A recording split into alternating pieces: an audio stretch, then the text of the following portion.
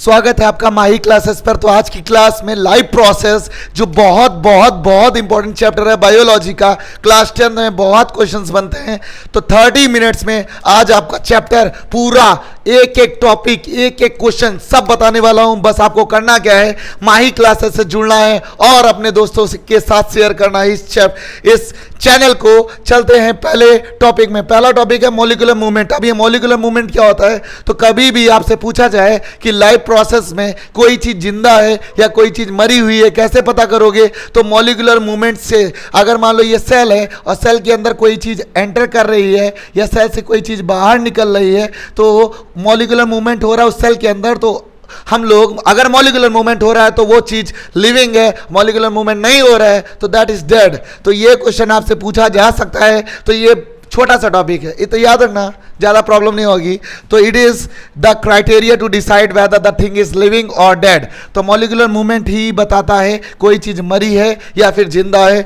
आपको ऐसे नहीं बोलना है कि यार देख लेंगे सांस चल रही होगी तो जिंदा है नहीं तो मरा है, ये नहीं। बायोलॉजी यही कहती है जो मैंने बताया। अच्छा, दूसरा चीज क्या है, कौन सी चीज इसमें से लिविंग है कौन सी चीज डेड है, ये कैसे पता चलेगा। तो भाई बैक्टीरिया लिविंग है ये बात आपको ही पता है, फंगी भी लिविंग है ये भी बात पता है, प्रोटोजोआ भी लिविंग है। सर आपने वायरस को लिविंग क्यों नहीं कहा, कोरोना ने तो ऐसी तैसी कर रखी थी हम सबकी। तो कोरोना जो था ना वो वायरस है, और वायरस एक ऐसी कैटेगरी है जब तक ये किसी बॉडी के अंदर नहीं घुसा है, मतलब ये होस्ट के अंदर अगर नहीं गया है, मान लो हमारे शरीर में नहीं गया है, तो वायरस कोई भी मॉलिक्यूलर मूवमेंट नहीं दिखाएगा, मतलब ऐसा बिहेव करेगा जैसे डेड हो। और जैसे ये होस्ट के बॉडी में चला जाएगा इतनी तेज से कॉपी एंड पेस्ट होगा, इतनी तेज से ये रिप्रोडक्शन करेगा, ये इतनी तेज से काम करता है, तो इससे तगड़ा कोई लिविंग नहीं है।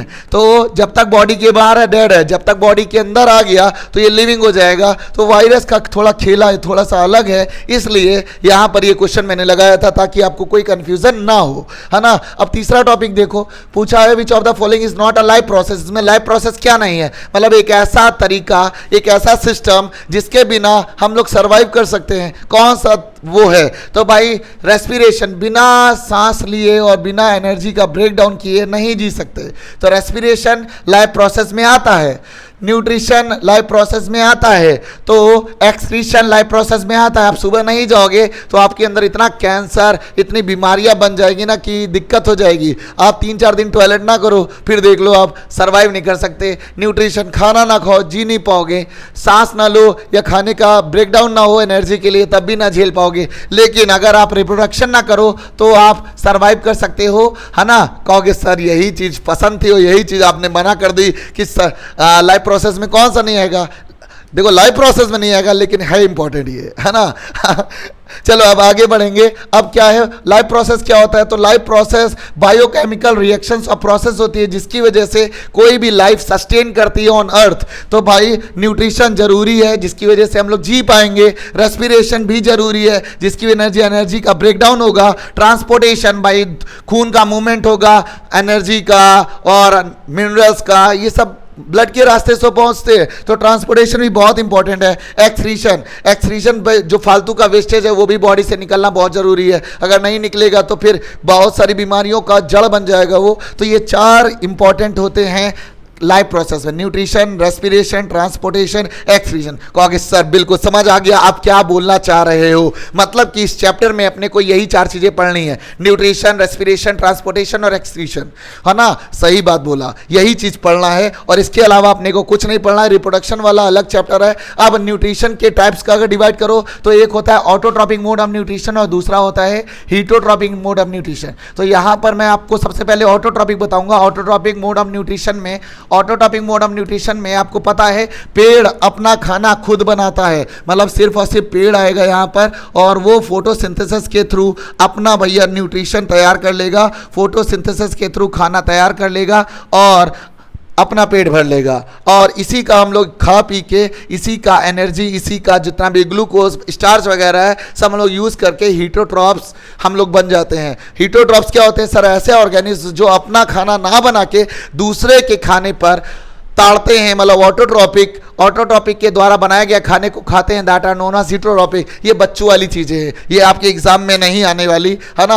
अब बात करेंगे फोटोसिंथेसिस, जो रिएक्शन हुई है उसमें कौन कौन से स्टेप्स होते हैं, इवेंट्स होते हैं, ये आपसे एग्जाम में पूछा जाएगा, दैट इज इंपॉर्टेंट। इसलिए मैं ये आपको बताने वाला हूं कि फोटोसिंथेसिस रिएक्शन 3 स्टेप में होती है, step number 1, step number 2 and step number 3। 3 step से फोटोसिंथेसिस रिएक्शन होती है, और ये बहुत इंपॉर्टेंट है, आपके एग्जाम में देना ये धरा जाएगा और मेरा चेहरा आपको याद आएगा। क्यों? क्योंकि भैया पहला जो प्रोसेस है सनलाइट कैप्चर करने का, तो वो भाई क्लोरोफिल जिसके पास होगा वो सनलाइट कैप्चर कर पाएगा। सर क्या बोल रहे हैं आप? हाँ यार, अगर हम लोग के पास भी क्लोरोफिल होता ना तो मैं भी खाना बना रहा था, तुम भी खाना बना रहे होते। कौन सर खाना बनाती तो मम्मी है, खाना पकाती मम्मी है, बनाता पेड़ है ना। तो जिसके पास क्लोरोफिल होगा, ग्रीन पिगमेंट होगा, वो सनलाइट को कैप्चर कर पाएगा और उसको फोटोसिंथेसिस के लिए यूज कर पाएगा। चलो ये बात हो गई। दूसरा क्या है, ये लाइट एनर्जी को केमिकल एनर्जी में कन्वर्ट करता है, सेकेंड स्टेप है। अच्छा एक बात बताऊं, इसको भी लाइट रिएक्शन कहते हैं और इसको भी लाइट रिएक्शन कहते हैं। 2 लाइट रिएक्शंस होती हैं फोटोसिंथेसिस में, ये लाइट रिएक्शन है, ये भी लाइट रिएक्शन है, और एक होती है डार्क रिएक्शन, इसको हम लोग बड्डा बोलते हैं डार्क रिएक्शन, क्योंकि इस पे कोई लाइट की जरूरत नहीं पड़ती। इन दोनों में लाइट की जरूरत पड़ती है। भाई सनलाइट की जो एनर्जी होती है उसको कन्वर्ट करोगे आप केमिकल एनर्जी में, एटीपीज के फॉर्म में कन्वर्ट करोगे, इसी को हम लोग एनर्जी करेंसी कहते हैं। और मैं थोड़ा स्पीड चल रहा हूं तो भाई रिवीजन है, 30 मिनट्स का क्विक रिवीजन आपके एग्जाम के लिए बहुत यूजफुल है, तो याद रखना है ना। सेकंड स्टेप हो गया। थर्ड स्टेप में क्या है? थर्ड स्टेप में सर ये लोग पता है क्या है, ये ऑक्सीजन जो रिलीज करता है ना वो वाटर के मॉलिक्यूल्स को ब्रेक डाउन करता है। वाटर का जो मॉलिक्यूल्स H2O इसको ब्रेक करेगा तो ऑक्सीजन गैस में तोड़ देगा, मतलब कि हम लोग को जो फोटोसिंथेसिस रिएक्शन में शुद्ध हवा मिलती है सर, ऐसे सांस लेते हैं, वो वाली ऑक्सीजन पानी के मॉलिक्यूल्स को तोड़ के निकाली है फोटोसिंथेसिस में, इसी को हम लोग बोलते हैं फोटोलिसिस ऑफ वाटर। तो ये बहुत बार क्वेश्चन पूछा जा चुका है, इसको याद रखना है ना। तो इसको डार्क रिएक्शन भी कहते हैं और इसमें CO2 कंबाइन होकर ग्लूकोज वगैरह बनाता है पेड़। आपको पता है फोटोसिंथेसिस रिएक्शन सारे बच्चों को पता होगी, कौन सी? CO2 प्लस का H2O गिव्स अवे सनलाइट, यहाँ पर लिख देते हैं और यहाँ पर लिख देते हैं अपना क्लोरोफिल, और इसके बाद मिलेगा अपने को C6H12O6 और ऑक्सीजन गैस भी रिलीज होगी, थोड़ा बहुत पानी मिलेगा। अगर आपको बैलेंस करना है तो 6 यहाँ लिख दो, बात खत्म है ना। इतनी बात हो जाएगी, अब आगे बढ़ेंगे। अब सर ये CO2 गैस लेता है, चलो मान लिया आपने लिखा CO2 चाहिए, वाटर चाहिए और सनलाइट चाहिए, क्लोरोफिल चाहिए, 4 रॉ मटेरियल चाहिए फोटोसिंथेसिस रिएक्शन के लिए। तो स्टोमेटा से क्या होता है? स्टोमेटा से पेड़ सांस लेता है, CO2 गैस इनहेल करता है और ऑक्सीजन गैस को छोड़ देता है ना। इतना काम करता है स्टोमेटल पोर से। स्टोमेटा में सर कौन कौन से पार्ट्स होते हैं? तो ये ओपन स्टोमेटा है, ये क्लोज स्टोमेटा है, इसमें गार्ड सेल होते हैं, न्यूक्लियाई होते हैं, छोटे छोटे साइटोप्लाज्म होते हैं, ये सब आपको बात पता है ना। अभी ओपन और क्लोज कब होता है? तो सिंपल सी बात याद रख लेना, गार्ड सेल कब ओपन होता है? तो गार्ड सेल में अगर वाटर टच हो जाएगा तो गार्ड सेल खुल जाएगा, खुल गया सिम। और गार्ड सेल में अगर पानी गायब होता है, लॉस होता है, तो गार्ड सेल बंद हो जाती है। तो पानी अगर टच होगा, मतलब पानी ज्यादा होगा तो गार्ड सेल खुल जाएगी, और पानी अगर कम होगा तो गार्ड सेल बंद हो जाएगी। इसका मतलब सर सब बिल्कुल क्लियर हो गया। गार्ड सेल और ओपन को रेगुलेट कौन कर रहा है? गार्ड सेल खुलेगा या बंद होगा, इसके लिए रिमोट नहीं है, इसके लिए वाटर है, इसके लिए वाटर रिस्पॉन्सिबल है, जिसको हम लोग टर्जिट प्रेशर के नाम से जाते हैं, है ना। ये बात आपको क्लियर हो गई। अब मैं आगे बढ़ूंगा, ये लो आपका अगला क्वेश्चन, और इसी में मैं टॉपिक्स बताते जा रहा हूं। ये वीडियो बहुत यूजफुल है आपके लिए, अपने दोस्तों के साथ शेयर जरूर करना, ठीक है। तुम्हें कसम है मेरी। How do plant observe store their food, मतलब प्लांट जो इन्होंने खाना बनाया है उसको स्टोर कैसे करते हैं? तो स्टोर करने के लिए इनके पास है एक ल्यूकोप्लास्ट होता है ना, प्लास्टिड्स का हिस्सा है वो ल्यूकोप्लास्ट, और ल्यूकोप्लास्ट में स्टोर होता है खाना इनका स्टार्च के फॉर्म में, और इसी को हम लोग खा जाते हैं चुरा के। ल्यूकोप्लास्ट में स्टार्च के फॉर्म में खाना स्टोर होता है। Why do plants need except CO2 and H2O? Plants को CO2 और वाटर के अलावा क्या चीज चाहिए? भाई बहुत सी चीज चाहिए, मिनरल्स चाहिए इनको, है ना। मिनरल्स में आपको पता है कैल्शियम, नाइट्रोजन, ये सारी चीजें चाहिए, बहुत सारी चीजें चाहिए। तो ये आप याद रखना, हमने आपको नॉलेज के लिए बता दिया है। बोला अगला क्वेश्चन है, how do desert plant respire? जो जो जो जो जो रेगिस्तान में पाए जाने वाले पेड़ पौधे हैं भाई, वो सांस कैसे लेते हैं? बिल्कुल, ये लोग पता है क्या करते हैं, ये लोग की अलग स्ट्रैटेजी है। क्यों भाई? रेगिस्तान है, वहां पर पानी की कमी पहले से। अब ये लोग अगर दिन में मतलब जो भयंकर धूप होती है, अगर स्टोमेटल पोर को खोल दिया तो सारा पानी तो ये उड़ जाना है, ट्रांसपीरेशन हो जाएगा, लॉस ऑफ वाटर हो जाएगा। तो ये लोग दिमाग लगाते हैं, कहते हैं हम फोटोसिंथेसिस में सनलाइट तो ले लेंगे दोपहर में, है ना, लेकिन स्टोमेटल पोर को नहीं खोलेंगे, रात में खोल के CO2 कैप्चर कर लेते हैं, और रात में CO2 को जब स्टोर कर लिया है और वही CO2 दिन में सनलाइट मिल जाती है और CO2 रात में स्टोर कर लिया, फोटोसिंथेसिस रिएक्शन हो जाती है। मतलब डेजर्ट प्लांट्स रात में CO2 ले लेते हैं और स्टोर करके रख लेते हैं, और दिन में जब सनलाइट इनको मिलती है तो फोटोसिंथेसिस रिएक्शन इनकी काम करने लग जाती है। फोटोसिंथेसिस रिएक्शन इनकी काम करने लग जाती है। आपको इतना याद रखना है, बहुत इंपॉर्टेंट क्वेश्चन ये बनता है, अक्सर एग्जाम में ये पूछते हैं। रेस्पिरेशन डेजर्ट प्लांट्स कब करते हैं? तो डेजर्ट प्लांट लोग रेस्पिरेशन करते हैं रात में, रात के समय करते हैं, क्योंकि हॉट और ड्राई कंडीशंस में वाटर का लॉस ज़्यादा हो जाता है और पानी पहले से नहीं है, तो रात में CO2 ये लोग लेके रख लेते हैं, और जब इनको सनलाइट मिलती है दिन में तो फोटोसिंथेसिस रिएक्शन दिन में कर लेते हैं। काम खत्म। बिल्कुल, मजा आ रहा है ना? हाँ भाई, मजा आता रहना चाहिए। अब भाई क्लोरोफिल नेसेसरी क्यों है? तो क्लोरोफिल नेसेसरी क्यों है? क्योंकि क्लोरोफिल सनलाइट को कैप्चर कर रही थी। क्लोरोफिल नहीं होगी तो सनलाइट का कैप्चर कौन करेगा? तुम करोगे, बता दो, तुम करोगे ना? सर हम नहीं कर पाएंगे, है ना। अगर इन्होंने बोला why plant sleep kept in the dark place, dark place में क्यों रखा जाता है? डार्क प्लेस में इसलिए रखा जाता है क्योंकि जो स्टार्च है ना वो गायब हो जाए। और इसके बाद why leaves boiled before in water, तो बोल रहे हैं कि भाई इनको वाटर में क्यों बॉयल किया जाता है? वाटर में इसलिए बॉयल किया जाता है ताकि इनके जो सेल्स है वो लूज हो जाए, लूज मतलब ढीले हो जाए, सेल्स लूज हो जाए, गार्ड सेल लूज हो जाए। Why leaf is heated in the alcohol, leaf दारू में अल्कोहल में क्यों हीट की जाती है? ताकि इसमें प्रेजेंट सारा क्लोरोफिल गायब हो जाए, क्लोरोफिल वॉश करने के लिए, क्लोरोफिल वॉश करने के लिए। सर्टन रीजंस में आने वाले क्वेश्चंस हैं, है ना भाई, देख लेना कायदे से, बहुत बहुत इंपॉर्टेंट पढ़ा रहा हूं मैं। अच्छा, अब हीटोट्रॉपिक मोड ऑफ न्यूट्रिशन बता दीजिए। ऑटोट्रॉपिक वाला खत्म हो गया। हीटोट्रॉपिक्स में आप क्या पढ़ोगे? हीटोट्रॉपिक्स वो होते हैं जो दूसरे का बनाया गया खाने को चबा और चुरा के खा जाते हैं, चुट्टा होते हैं बिल्कुल, है ना।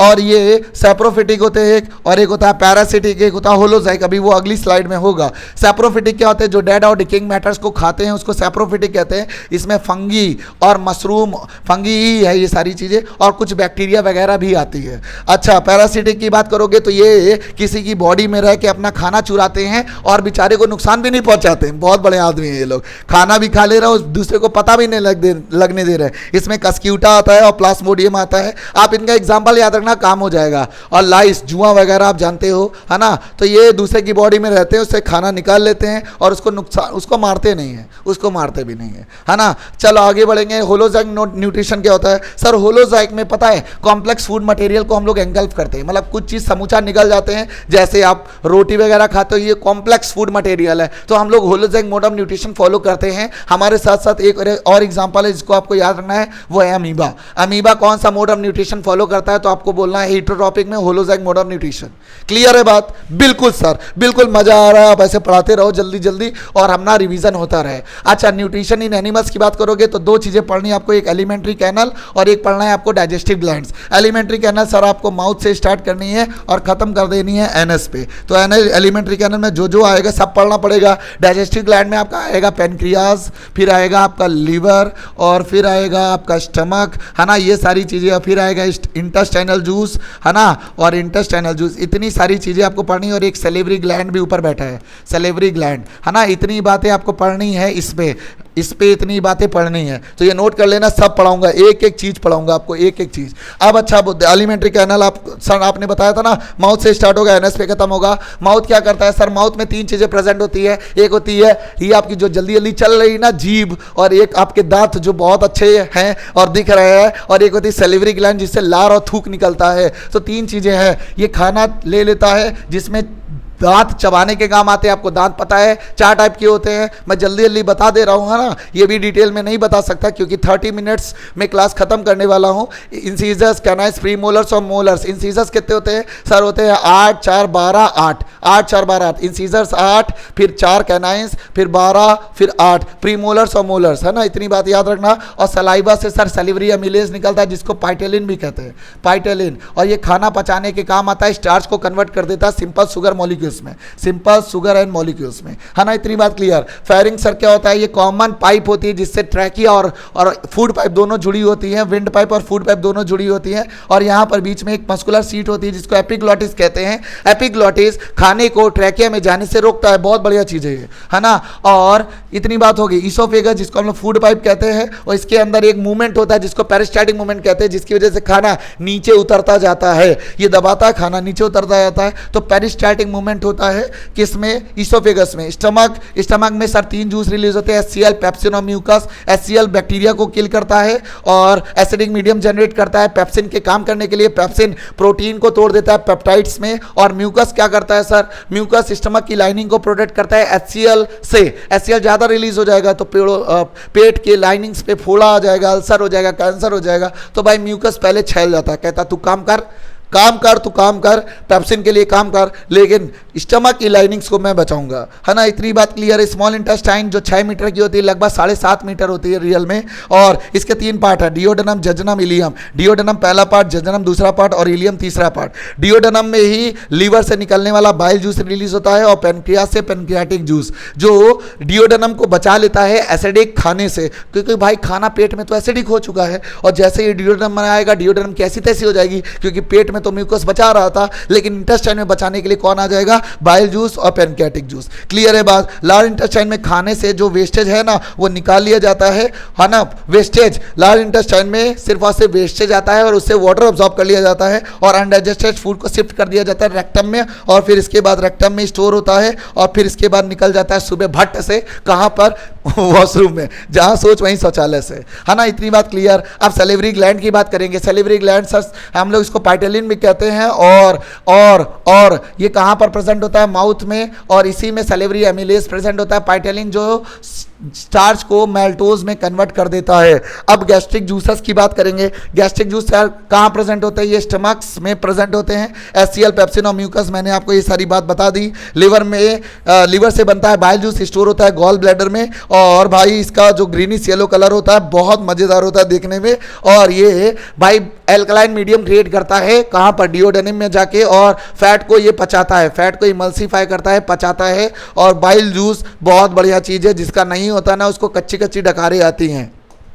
तुमको तो नहीं आ रही ना सर, हमारा पास बाइल जूस है। पैनक्रियास क्या करता है, पैनक्रियाटिक जूस रिलीज करता है, इसी में एमिलेज होता है, ट्रिप्सिन होता है, लाइपेज होता है। एमिलेज स्टार्च को पचाता है, ट्रिप्सिन प्रोटीन को पचाता है, लाइपेज फैट को पचाता है। सर बिल्कुल ये बहुत इंपॉर्टेंट है, तो प्लीज़ इसको कॉपी पेन से नोट कर लेना, और एग्जाम में आने लायक है ये। लोकेशन इंटेस्टाइनल जूसेस की, तो ये भाई स्मॉल इंटेस्टाइन की वॉल से रिलीज होता है, इसी में पाई जाती है छोटी छोटी विलाई, और यहाँ से पेप्टाइड्स, मैल्टेज, लाइपेज, ये सारे जो जूसेस हैं अपना अपना काम करते हैं। ये एनसीईआरटी में नहीं दिया हुआ है, लेकिन मैंने आपको बता दिया।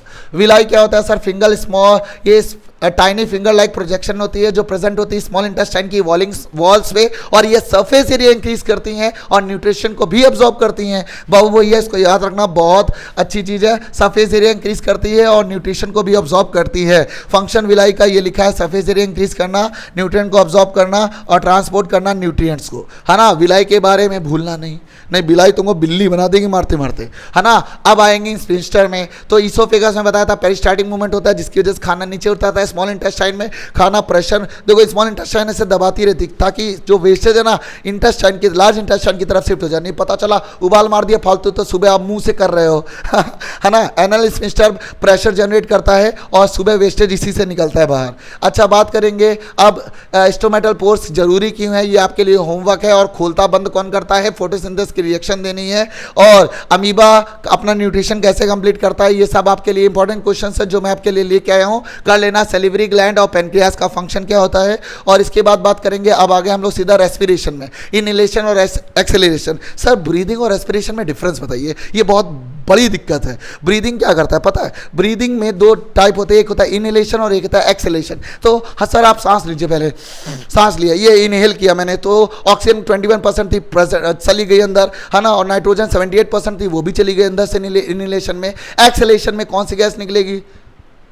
सर हमने तो सुना CO2 निकलती है। हाँ बेटा, CO2 तो निकलती है और 4% CO2 निकलती है, लेकिन सबसे ज़्यादा निकलती है नाइट्रोजन गैस और निकलती है ऑक्सीजन गैस। तो एक्सहेल भी होती है ऑक्सीजन, है ना। तो ब्रीदिंग में एक्सलेशन इनहेलेशन होता है, जो एक फिजिकल प्रोसेस है, जो एक फिजिकल प्रोसेस है ना। ये क्या है? एक फिजिकल प्रोसेस। रेस्पिरेशन में सर ये बायोकेमिकल प्रोसेस है, जिसमें खाने का टूटता है एनर्जी बनाने के लिए, है ना। ये फिजिकल प्रोसेस है, ये एक सेलुलर या बायोकेमिकल प्रोसेस है। इसमें लंग्स और डायफ्राम पार्टिसिपेट करते हैं, इसमें माइटोकॉन्ड्रिया पार्टिसिपेट करती है। सर लंग्स और सुना है ना, फेफड़े फूल जाते हैं, पिचक जाते हैं।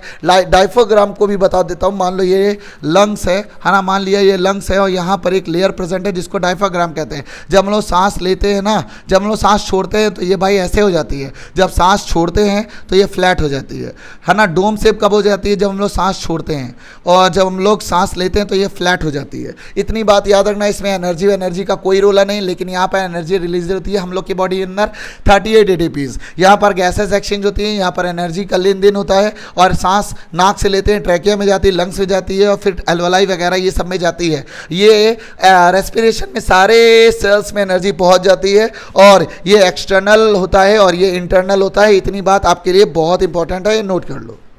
अब सर सेलुलर रेस्पिरेशन क्या होता है? तो सेल्स में जो रेस्पिरेशन होता है उसको सेलुलर रेस्पिरेशन कहते हैं। हम लोग जो खाना लेते हैं ना, वो प्लांट से लिया था स्टार्च के फॉर्म में। तो भैया अपने को क्या मिला था? स्टार्च, वो भी ग्लूकोज ही होता है, C6H12O6। इसको हम लोग बोलते हैं ग्लूकोज नॉर्मल। और फिर इसके बाद जाके ये पायरूवेट में कन्वर्ट हो जाता है। पायरूवेट इसमें 6 कार्बन होते हैं और इसमें भैया कार्बन होते हैं 3, और यही 3 कार्बन एटम अगर ग्लूकोज पायरूवेट में कन्वर्ट हो रहा है तो इसको हम लोग कहते हैं दूसरी भाषा में ग्लाइकोलिसिस। इस प्रोसेस को हम लोग बोलते हैं ग्लाइकोलिसिस। तो आपको ये बात याद रखनी, पायरूवेट के बाद ये टूट जाता है एरोबिक और एनारोबिक रेस्पिरेशन में। अगर आप ऑक्सीजन की प्रेजेंस में सांस ले रहे हो तो दैट इज एरोबिक, और ऑक्सीजन की एब्सेंस में सांस ले रहे हो तो वो एनारोबिक रेस्पिरेशन है। इसमें आपको मिलेगी 2 ATPs, इसमें मिलेगी 2 ATPs, और इसमें मिलेगा 38 ATPs, है ना। और ये माइटोकॉन्ड्रिया में होता है और ये ईस्ट में होता है और ये जानवरों में होता है। इसमें इथेनॉल निकलता है। इथेनॉल,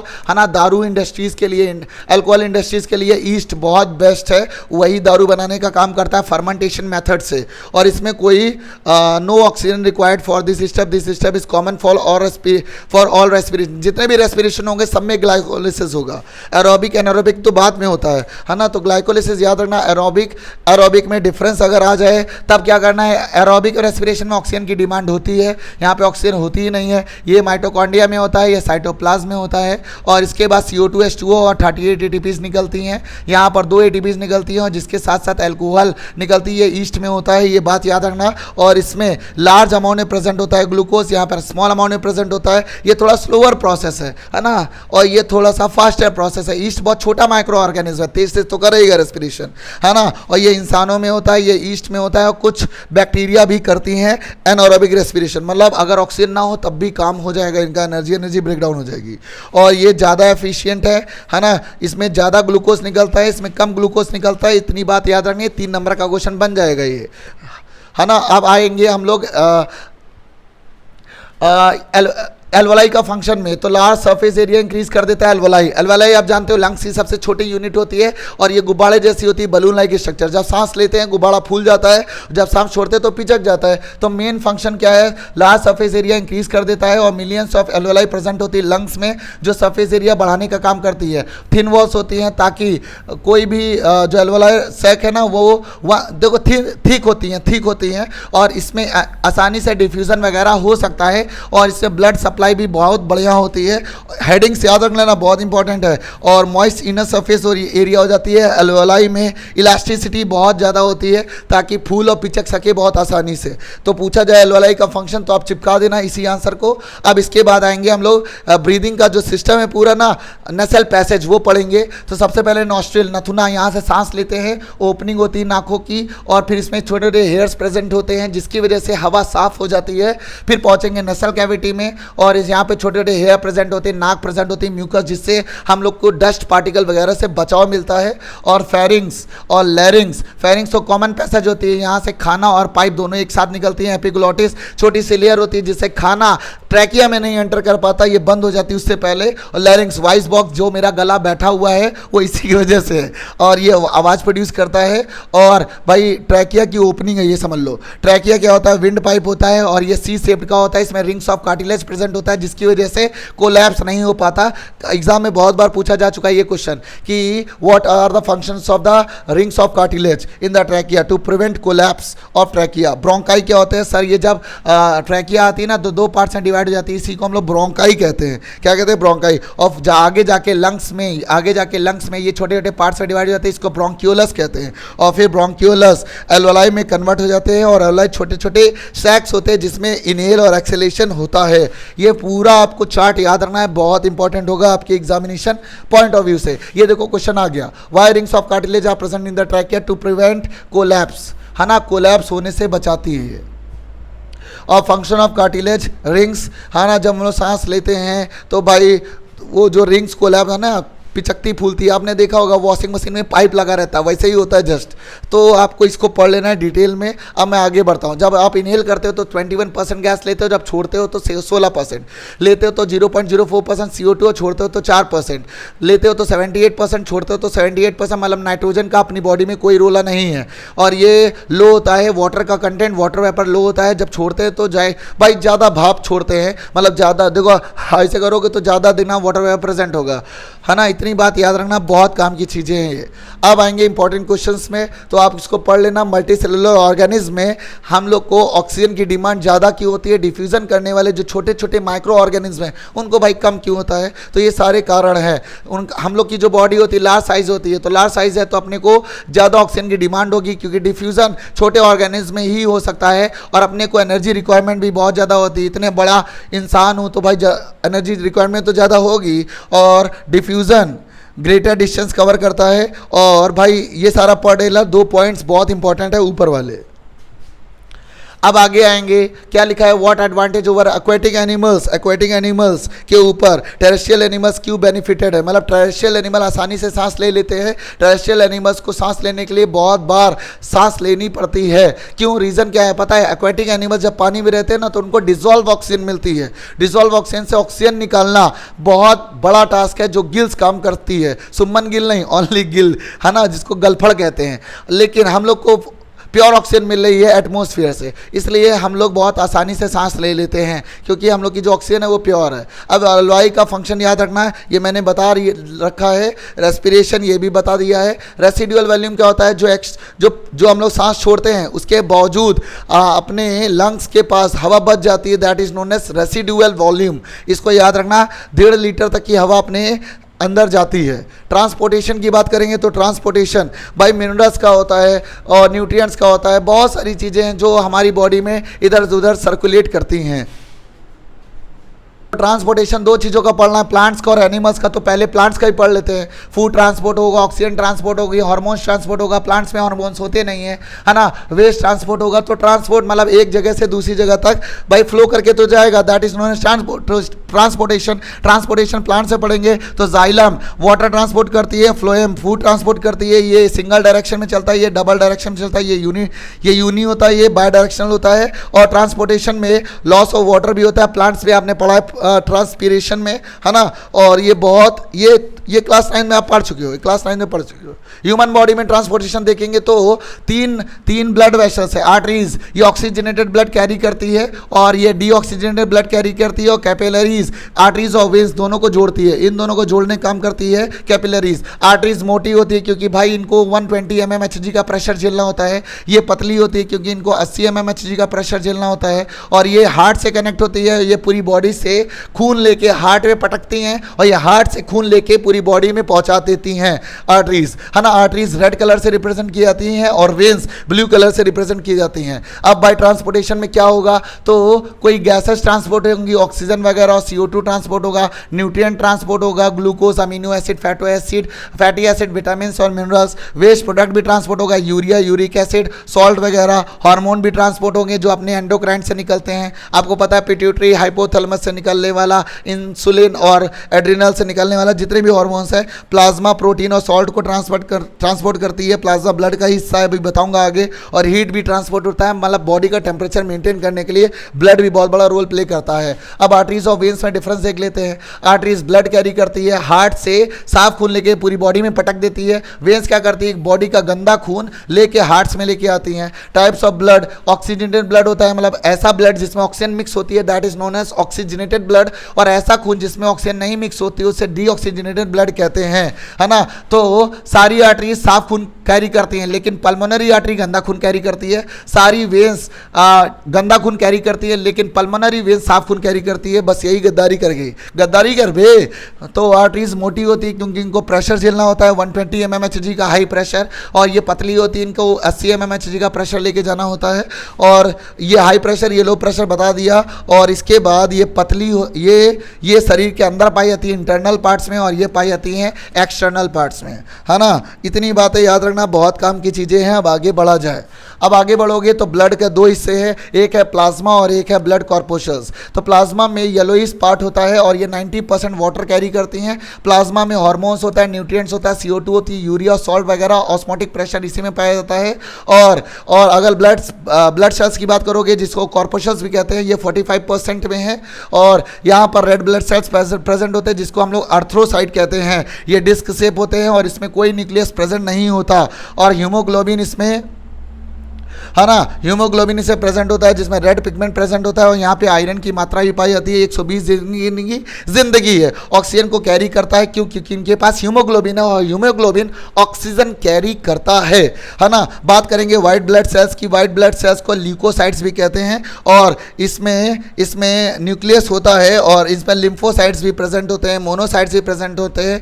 और आगे बात करेंगे तो ये बॉडी का डिफेंस सिस्टम संभालते हैं, मतलब कौनो आदमी आया, कौनो बीमारी आई तो उसको उड़ा देगी, मतलब ये समझ लो सोल्जर्स ऑफ द बॉडी है और अपनी बॉडी को इन्फेक्शन वगैरह से बचाते हैं। प्लेटलेट की बात करोगे तो इसको हम लोग थ्रोम्बोसाइट कहते हैं और ये ब्लड क्लॉटिंग में काम करती है। इसकी ज़िंदगी कितने दिन की है? 5 से 10 दिन की ज़िंदगी है इसके। कहता जीने के हैं 4 दिन है ना। इसके बाद बात करेंगे, आ जाएगा ह्यूमन हार्ट। हार्ट में बात करेंगे तो हार्ट में टोटल 4 चैम्बर्स होते हैं। आपको पता है ऊपर वाले को हम लोग बोलते हैं वेंट्रिकल्स और नीचे वाले, ऊपर वाले को हम लोग बोलते हैं आर्टरीज और नीचे वाले को बोलते हैं वेंट्रिकल्स। और ये आपका हो जाएगा आपका राइट आर्ट्रियम, ये हो जाएगा आपका right ventricles, this is left atrium और लेफ्ट वेंट्रिकल्स। नीचे वाले लपडप करते हैं, ऊपर वाले आराम से मुंह ताक रहे, तू धड़क मैं बैठा हूँ, है ना। तो हार्ट एक मस्कुलर शीट है जिसमें 4 चैम्बर होते हैं और ये वाला पोर्शन थोड़ा मोटा होता है क्योंकि इसको धड़कना होता है, लपडप करना होता है। और हार्ट ब्लड पंप करता है और ब्लड में ढेर सारे न्यूट्रिएंट्स प्रेजेंट है। और हार्ट में आपको पता है 4 चैम्बर है इंसानों में और मैमल्स में, बर्ड्स में, कुछ बर्ड्स में होते हैं, लेकिन फिशेस में होता है 2 चैम्बर हार्ट। फिशेस में होता है 2 चैम्बर हार्ट और एम्फीबियंस मतलब मेढक वगैरह में होता है, एम्फीबियंस में होते हैं 3 चैम्बर हार्ट। इतनी बात याद रखनी है। राइट आर्ट्रियम क्या करता है सर? गंदा खून रिसीव करता है। और राइट वेंट्रिकल क्या करता है? ये पंप कर देता है गंदा खून को, पल्मोनरी आर्टरी से पूरा खून चला जाता है लंग्स में। और बात करेंगे लेफ्ट वेंट्रिकल में साफ खून आता है पल्मोनरी वेन्स के थ्रू और फिर इसके बाद बायकस्पिड वाल्व को कूद करके गिर जाता है लेफ्ट वेंट्रिकल में। लेफ्ट वेंट्रिकल पंप कर देता है, ऑर्ट्रा से पूरी बॉडी में फैल जाता है। वाल्व क्या होते हैं सर? 3 टाइप के वाल्व है, ट्राइकस्पिड वाल्व, बायकस्पिड वाल्व और सेमी लूनर वाल्व। ये सारी वाल्व प्रेजेंट है। ट्राइकस्पिड वाल्व इन दोनों के बीच पाई जाती है, बायकस्पिड वाल्व यहाँ पर पाई जाती है। सेप्टम क्या होता है सर? एक मस्कुलर सीट है जो हार्ट में चैम्बर्स को डिवाइड करती है ना। इतनी बात क्लियर है। अब आगे बढ़ेंगे।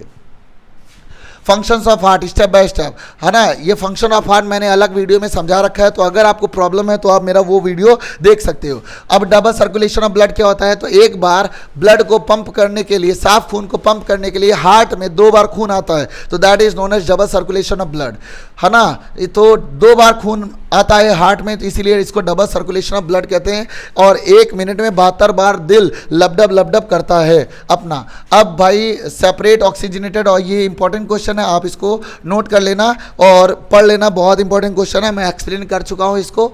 और ये भी आप एक बार पढ़ डालोगे, इंपॉर्टेंट क्वेश्चन है। लिम्फ क्या होता है सर? लिम्फ एक कलरलेस लिक्विड है, येलो कलर में पाया जाता है, स्लाइटली येलो पीलापन होता है, और इसमें लिम्फोसाइट्स लिम्फेटिक मटेरियल होता है। लिम्फेटिक सिस्टम जैसे ब्लड होता है ना, ब्लड न्यूट्रिएंट्स को ट्रांसपोर्ट करता है इधर से उधर, वैसे ही थोड़ा बहुत काम करता है लिम्फ, है ना, थोड़ा बहुत संभालता है, ज़्यादा नहीं, है ना। इसमें ब्लड प्लाज्मा होती है, बट इसमें WBC होती है, लेकिन RBC नहीं होता। विराट कोहली वाली टीम जो है ना, RCB, वो नहीं होती, और ये बहुत कम प्रोटीन प्रेजेंट होती है प्लाज्मा के कंपैरिजन में। लिम्फ बहुत बार पूछा जा चुका है 1-2 नंबर में। सिंगल सर्कुलेशन, मतलब मछलियों में 2 चैम्बर्ड हार्ट है ना, इसलिए इसका पास सिंगल सर्कुलेशन होता है, मतलब एक बार में ब्लड आता है, पंप करके भेज दिया जाता है।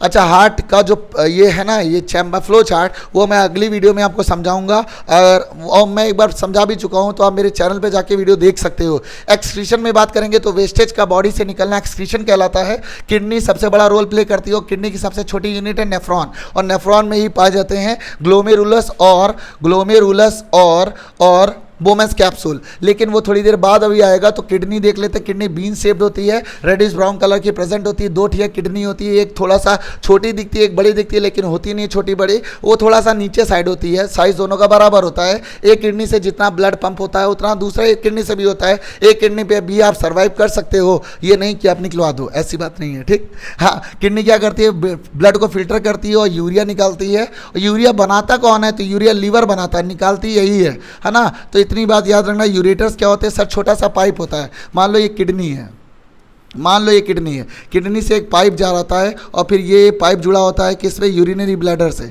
ये यूरिनरी ब्लैडर, और फिर इसके बाद ये यूरेटर है, इसी यूरेटर से यूरिन नीचे उतरती है, और ये किडनी है, आपको पता है। और लास्ट में आता है यूरेथ्रा से यूरिन बाहर निकल जाती है ना, पेनिस के रास्ते से।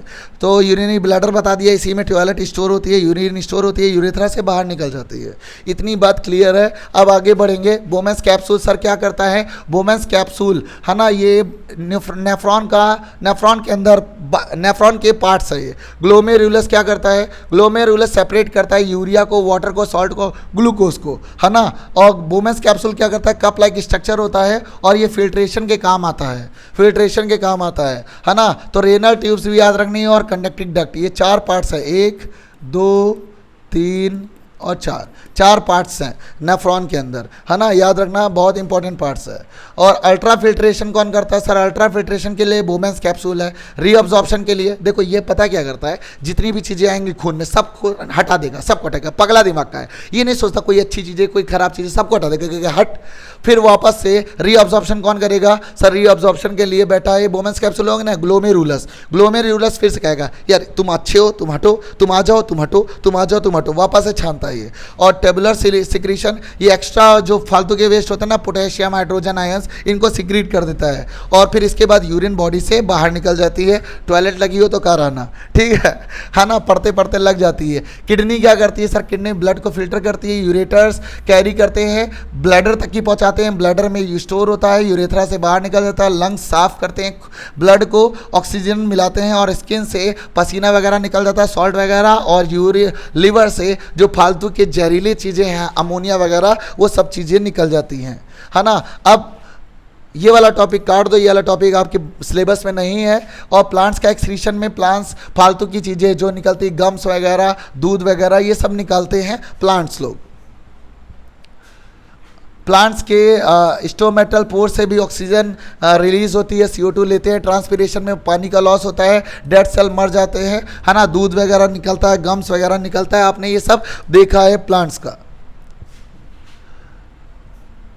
यूरिन कैसे कंट्रोल होती है? तो भाई यूरिन, आप जितना पानी पियोगे उतना यूरिन फॉर्म होगी, है ना। और इसमें कुछ हार्मोन्स है, सॉल्ट लेवल कंट्रोल करता है, ब्लड प्रेशर कंट्रोल करता है, ये सारे फैक्टर्स हैं, आप इसको पढ़ डालोगे। ये इंपॉर्टेंट क्वेश्चंस मैंने लगाए थे, है ना। तो आज यहाँ से चैप्टर हम लोग क्लोज कर देते हैं, और मिलते हैं नेक्स्ट वीडियो में। तब तक जय हिंद, जय भारत।